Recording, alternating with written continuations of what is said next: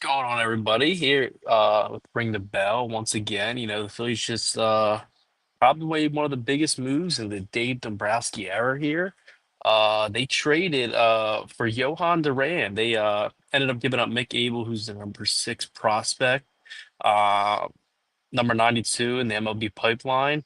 Edward Todd, Taid, and number 4, and he is the number 56 overall prospect in Major League Baseball. So they gave up a decent amount. It's kind of here closing their window here for the World Series, opportunities. And this team has really, really lacked a closer and a shutdown guy over maybe since Jonathan Papelbottom, and he was towards the end of his career, or maybe even Brad Lidge, in 2008. They really have not had a guy, in that ninth inning to kind of solidify that role. And they got a good one here.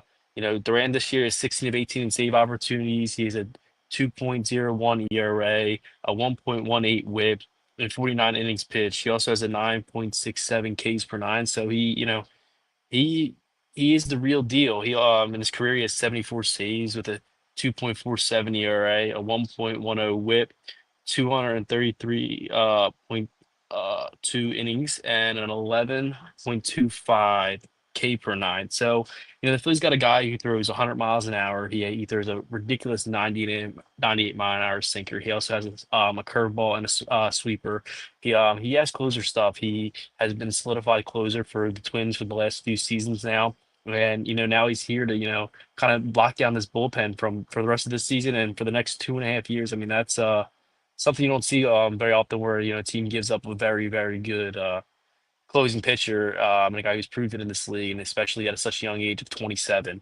Um, so I'm not sure what the next steps are after getting this, but it's something that all of us as fans have kind of been really wanting, was a guy in the ninth inning. I know the bullpen blew a few games last year in the against the Mets in the playoffs. They also blew a couple games back in 2003 against the Diamondbacks. So it's kind of definitely something that we could really, really use over the rest of this year and going into this playoff push.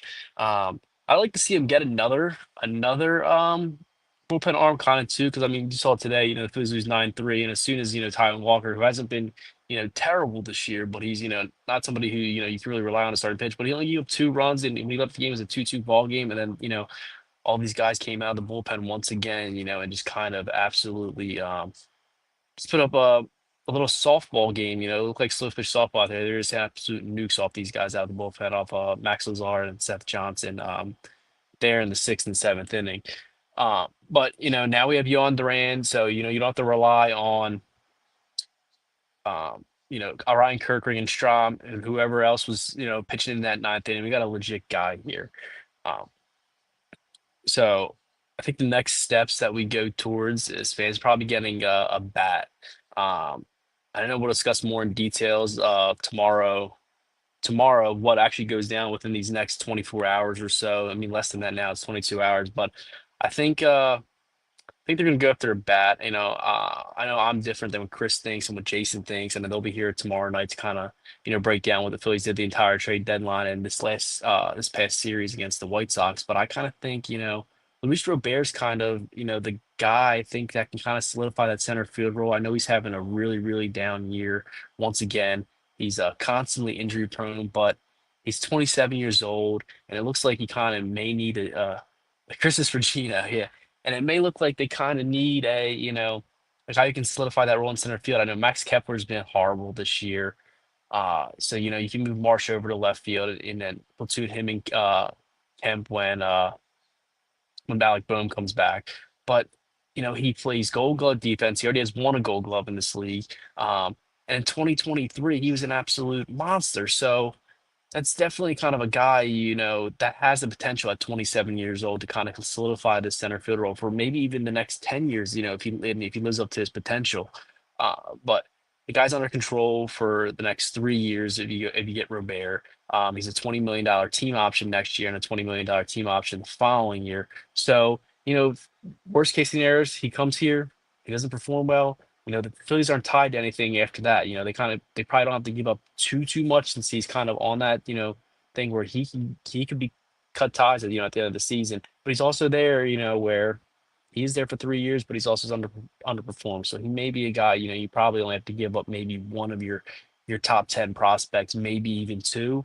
But I don't think you really have to dip into, the chest of the Painters, the Aiden Millers, or the Justin Crawfords, which the Phillies are kind of trying to feels like they're trying to hold on to those three guys. But I can also see, Chris Messon's Gino, and Gino would be another great addition to this ball club, after he uh especially after this season and Alec Boehm going down. We don't know how long he's going to be out. Ribs take forever to heal, so he may be ready to be able to play and feel a little bit discomfort maybe in a couple weeks, maybe come some September, but that's going to last in the entire year. And we can't really rely on him. And, he hasn't been the same player. He had a bad April, a very, very bad April. He's been very well from May and June and kind of started slumping once again, once we got to that All-Star break and once we got hit with that pitch, he started slumping again. So he hasn't really been reliable. He hasn't been reliable in the playoffs. So maybe upgrading a right-handed power bat, which this lineup has desperately needed since Reese Hoskins.